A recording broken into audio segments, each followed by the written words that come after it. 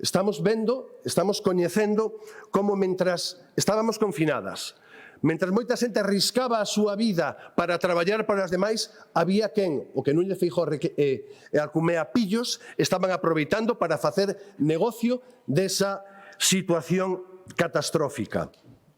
E o certo é que, a diferencia de moitas comunidades autónomas, de prácticamente todas, na Galiza non se realizou tarefas de fiscalización, non se realizou unha auditoría xeralizada da contratación realizada nesta pandemia.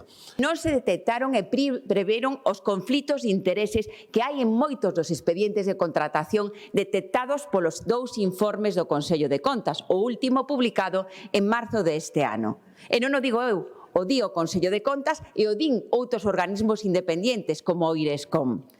Puxeron negro sobre branco as deficiencias e irregularidades que houbo na contratación de emerxencia cando presidía o goberno da Xunta Núñez Feijóo. O Consello de Contas xa falou, señora Iglesias. Que é o que ocorre? Que a vostedes non lles gusta o que dixo. Non lles gusta o que dixo e por eso queren outra auditoría de resultados. Voulle dar a verdadeira auditoría de resultados. Galicia foi a comunidade autónoma con maior porcentaxe de supervivencia durante a pandemia. Esa é a verdadeira auditoría de resultados.